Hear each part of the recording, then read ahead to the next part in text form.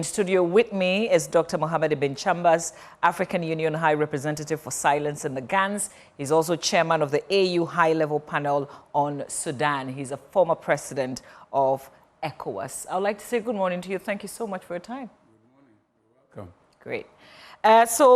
Just building on Goodluck Jonathan, former president of Nigeria, who is also here as part of the West African Elders Forum, in terms of the significance of where he's been to, where he delivered that message, a place where we witnessed a lot of violence not too long ago. What's the significance of maintaining peace, particularly at this time? Well, I mean, my role as the African Union High Representative for Silence in the GANs, in that context, what we have witnessed on our continent is that there are many causes of violence, remote causes, immediate causes, but one of the triggering factors has always been poorly conducted elections. When you have contentions around elections, they can trigger violence, and if not well managed, this can get totally out of control. In our sub-region, not many people remember that the root cause of the Liberian Civil War was the poorly conducted elections of 1980. And it caught up with the coup of 1980, badly conducted elections of 1986, 87, and this triggered a civil war because most Liberians, I guess, did not really believe in those elections, did not accept the results. And we've seen it in a number of other African countries. So it's crucially important to have model countries, such as Ghana, where when it comes to electoral management, we have presented a good example, and we've succeeded in holding credible, violent-free elections 8 times in the past. This will be our 9th time. So there's high expectation that we will keep doing well. That's good for us as Ghanaians, for the country, but it's also good to have that as an example in West Africa and Africa as a whole. Right. I'll come back to more of, the conversation on peace and violence, but I want to quickly take our listeners and our viewers to join the Vice President, who's also the presidential candidate for the NPP, Dr. Bawumia, who voted a while ago. And that's in your shorts right now, if you're watching television, if you're listening to us on radio. Dr. Muhammadu Bawumia casting his ballot a while ago in his hometown of Wale Wale. We've been following through, and that's him right there, leading the way, casting his ballot just some few minutes ago in Wale Wale, the presidential candidate of the NPP, who is also the Vice President of the Republic of Ghana. So, Dr. Ibn Chambas, as you're aware, very early is peaceful. In fact, throughout the day, when we organize elections, it's the counting towards the end of the day when counting begins. That's where sometimes we see pockets of violence. You talked about Ghana being a model. Are we still seen and regarded highly? Are we still a model? Considering the fact that we've recorded a few violence in the last elections, we actually had some 8 persons dying in the process. Well, I mean, one of the most credible polling on the continent is Afrobarometer. And it ranks us still within the top 10 on the continent. I think our position is 7th. We've been scored higher before. So there's a slippage there. I would say not significant, but I mean, it's almost, I usually compare it to the FIFA rankings of, as a football nation where we're so passionate.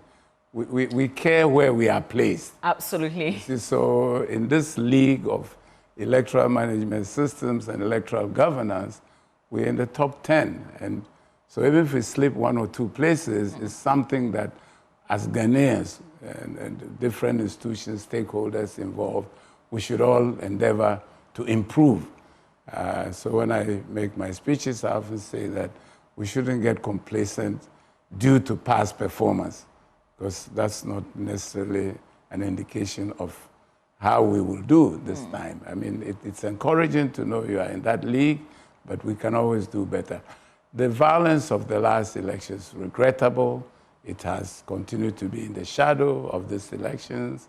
And I hope that all of us are going to go out and realize that every life counts. And the life of no Ghanaian is worth sacrificing for the electoral victory of any party or any candidate.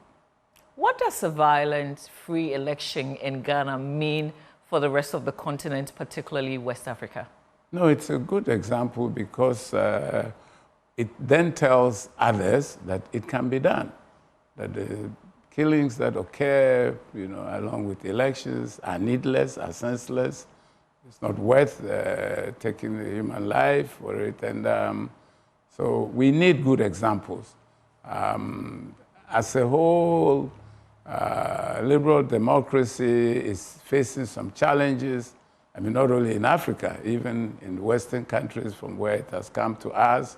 And so any electoral process that then is credible, is transparent, and leads to outcomes that are good, such as no violence, no killings, is something to be heralded.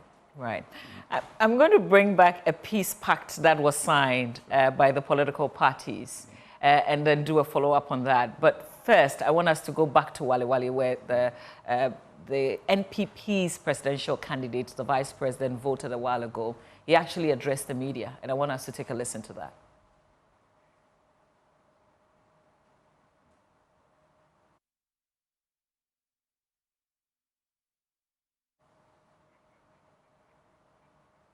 All right, we're going to bring that interview to you in a short while, but let's continue with our conversation in terms of the parties signing a peace pact, which was a big deal. But some people also question the signing of these peace pacts, especially when they are not able to resolve the violence that we possibly see towards the end of the exercise. How relevant? Is it still relevant? It's absolutely relevant. It's symbolic, and it's you have no idea how it reverberates across the country and with the citizenry when they can see the two candidates and the rest of the candidates about whom they may be fighting over, including sometimes fisticuffs, being convivial and, talking to each other, normally hugging each other, patting each other in the back. That sends a very powerful message across. But more importantly, I mean, they put in their signature to a document which is, in a way, holding their feet to the fire. But which is not binding. Well, it's not binding, but it has moral authority, which is also important. It's not always, the written law, but also we have normative values that any society should hold to. And when you give, the old days they used to say, my word is my bond. And some will say my word is even more than, so it counts when you can undertake that as a leader, I will send a message to my followers and urge them to be peaceful, remind them that it's just an exercise of a democratic right to choose who you want to lead you at constituency level, at national level. And it should not be the basis of any violence. So, and I should say in that regard that the Peace Council and the Institute of Democratic Governance did a tremendous job. The chairman and Peace Council worked around the clock. At some point, some of us were almost giving up. Between him and Dr. Akwete, they kept saying, let's not give up, let's make our last-ditch efforts. And in the end, we got the two major parties, and their candidates, Dr. Bawumia and former President Mahama, to show up, and they were very graceful and gave their word. And I know them very well, and I have no reason to doubt that they mean it. These are two individuals, as we say commonly, who would not even kill an ant let alone to have people killing each other over them. So they completely abhor it, and they want a peaceful process, and at the end of the day, they will respect the voice of the Ghanaians.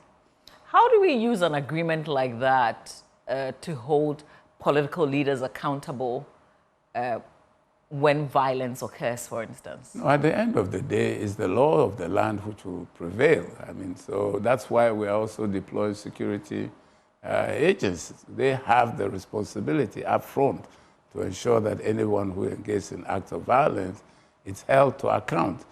But these documents, as I say, are moral documents. They have a weight of people who were seen publicly. And these are honorable, persons. They are leaders and major leaders. I mean, the 12 who signed it are putting themselves up to be lady or gentlemen, first ladies, first gentlemen of the land. So what they say should mean something, and they can be held and they should be held to maintain the high standard they have set themselves. Let's talk about silencing the gun in the context of this particular elections. What are the things the strategies, if you like, from where you sit in silencing guns around this time? It's through dialogue and quiet negotiation, good officers, as we have seen, through peace pacts, as was signed, through what we are doing now, reminding the population about each individual's responsibility to keep the guns silent. Because after all, the guns don't fire by themselves. It's individuals who fire them. And unfortunately, when one trigger is pulled, it may have a cascading effect, and the impact on the society can be devastating. As I said, elections have been triggers of conflict and civil wars across our country, poorly conducted elections, and these violence have led to civil wars. And there are studies which show that when countries have gone through civil wars, it sets them back by 20 years. So when the dust has settled, you don't just pick up from where you were when the conflict started, but it takes you back to where you were 20 years before, because of the destruction of infrastructure, killing of human resources that would have been wasted. As a matter of fact, people would have left, your brain drained that you will. So the consequences are tremendous, and that is why the African leadership at the head of state embarked on ensuring that we do everything to keep the guns silent when the firing has not started, and where they are blaring, to do everything we can to stop the fighting, to go back to establish normal constitutional order. Right. Post-election violence, what should the strategy be for the main actors in this exercise? Well, delivering the right messages. And I am pleased, for instance, that many observer missions are varying their rules a bit. Before, you used to see the deployments that we have seen, and today we have with us, the ECOWAS is here, the AU is here, the Commonwealth is here, we have Jaeger, Africa. In fact, the ECONET, which is the Association of Electoral Commissions of West Africa, are here. And more importantly, we have the deployment of CODEO, our own national observers. And they constitute, to be frank with you, the largest number of observers. We have 4,000. Most of the internationals are coming with a few hundred for the most, and many of them even less than 100. And the observation goes now beyond just election day to say, oh, people turn out well, it was quiet, it was peaceful, because the focus is now shifting to the voting period to counting, collation, transmission of result. Right. That's where most of the mischief is usually done or has been done in the past. And I think observers are here to, as much as possible, keep their eye on that also.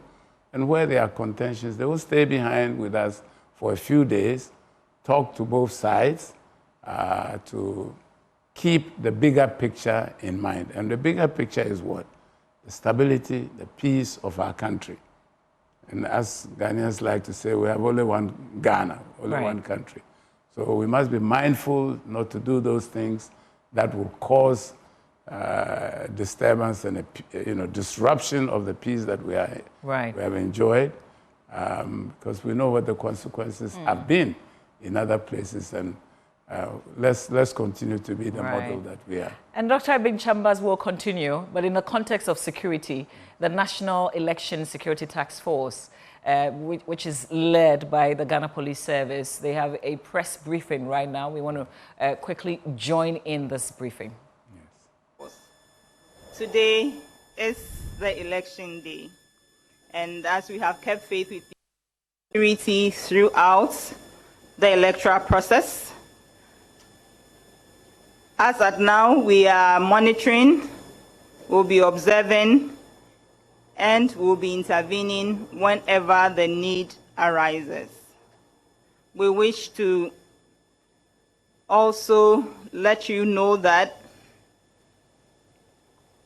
throughout the day, we'll be responding to issues and updating you with facts as they come up. So far, our officers on the ground have observed that quite a number of people try to access the various polling stations with their motorbikes. We wish to entreat such persons to ensure that they park about 100 meters away from the polling centers. And we have instructed our men on the ground to make sure they direct such persons to comply so we do not congest the polling stations with motorbikes. We also want to urge the general public to contact the police on our toll-free number 0800 311 311 whenever there is any information they want to share with us. Our officers are ready behind all the telephones, and will be picking and responding to situations as they share information with us. I take the number again, 0800 311 311. We'd also like to use this opportunity to urge members of the public to desist from passing on information that is inaccurate, that they haven't verified. So issues of disinformation and misinformation to be discouraged so that all of us ensure a peaceful and successful process. And to facilitate this, we will continue to update you with the facts as far as security-related issues are concerned, as and when they come up. We want to take this opportunity once again to assure the general public, to assure all Ghanaians that the security agencies under the National Election Security Task Force, we are poised, we are ready, we are on the ground, and we will secure the election process up to the end. And we urge the public to come and work with us so that at the end of the day, Ghana will win. Thank you very much for your attention. Briefing from the National Election Security Task Force at the police headquarters here in Accra. Dr. Ibn Chambas, I'm sure you've probably heard about this security task force and the involvement of the military, which a lot of people have said keep them out of local elections, but you cannot keep them out of the task force. How do you think this can work? Because you can keep the military out, but how do we avoid excesses? No, I think it's a fine balance that has to be maintained. The military have a role in preserving national security on the whole. But election security is the mandate of the Ghana Police Service, working with other security agencies, and we've done it in the past, especially, with customs, immigration, etc. And so we have a culture where a military presence can be intimidating and can tend to provoke unnecessary tension. And so what is being asked of here is that the military should deploy, and in a manner that is not intrusive in the electoral process itself. And this, incidentally, is understood very well by the hierarchy of the Ghana forces, who in statement after statement have assured that the military will have no role. They do not intend to play any role in the actual securization of the electoral process, electoral personnel, electoral material, polling stations, so people can feel safe to go unintimidated to exercise. But at the same time, obviously, they will deploy in the background because there are situations that may overwhelm a particular deployment of police and other security agencies in a place. And if it gets to a tipping point where peace and security is threatened and the police call them in, then they can come. But they will come also in a very measured way. So, because all of us don't want to see a repeat of what happened in 2020. Right. 2020 lives were lost, and as Ghanaians, we feel, all of us, sort of almost guilty that that happened. Because life of any Ghanaian matters. So what I've seen so far is that the leadership of the military is very conscious about this, and I hope that the foot, soldiers, if I can use that word in this context, are also mindful that if they go and behave in a manner which is contrary to the orders that have been given by their hierarchy, they will be held individually accountable. Right. Yeah, but so far I think it's assuring that the military does not intend to have a direct role in this, and both from statements that have been issued by Ghana Armed Forces and from the briefing of the IGP at the Peace Park signing, this message came across very, very clearly. I happen to have worked with both our Ghana Police Service and our military in many contexts across Africa when they have deployed in peacekeeping roles. And they understand this very well. They're highly respected for their professionalism, and they have secured 8 elections in this country with a slight blemish the last time. And this time, I think everyone is determined not to repeat that bad experience. Just 2 things before we say goodbye to you. One, we've heard many times that elections are won at the polling station. What kind of pressure does it put, especially after voting has ended, counting begins? What sort of pressure does it put on the system? No, it puts tremendous pressure on the system, but the electoral officials have been trained, very well trained. The agents have also been very well trained by their respective parties. The security services have also, so all deployed on this day, election day, going to tomorrow, the day after, have been trained, and we just expect that they follow to the letter the electoral rules and understand that light should be thrown on the process. That's where the whole thing about openness and transparency comes in. And the evidence, not only in Ghana, but around Africa and the world, is that where these processes are open and transparent, the acceptance of the result is very high. And first of all, the probability of violence then is low because everybody can see it clearly. And the acceptance also becomes very high. Right. Because, I mean, it happened in a very... And across the region, what is observed that the tension is now shifting from election day. Election day, the usual ink is not at this station in the beginning, but normally it's resolved. They call and they bring the ink, they bring the ballot papers are not sufficient. Those are resolved. The shift now, on the focus, is the counting process, coalition, adding the numbers, and transmitting those numbers. So where those systems are also transparent and observed by party agents in the first instance, and then by all the deployed local and international agencies, then you create a system whose result there's a very high probability of acceptance. Right. Well, just finally, you are all about silencing the gun and peace. What's your message to Ghanaians? No, my message to Ghanaians is to be mindful that today, election day, the next few days, we are the sort of the center of the world. Ghanaians like to believe that we are always the center of the world, but especially in the next few days. So we should be of our best behavior. Everybody should follow the rules, and all stakeholders, we're in this together, so everybody, it's a shared responsibility.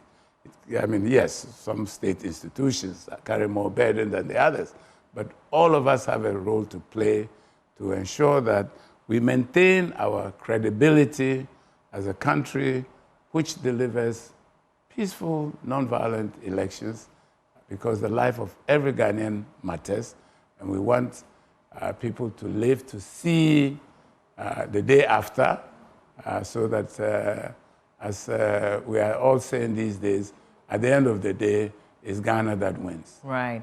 Talking about Ghana, we share you with Africa Now, but you're Ghana first.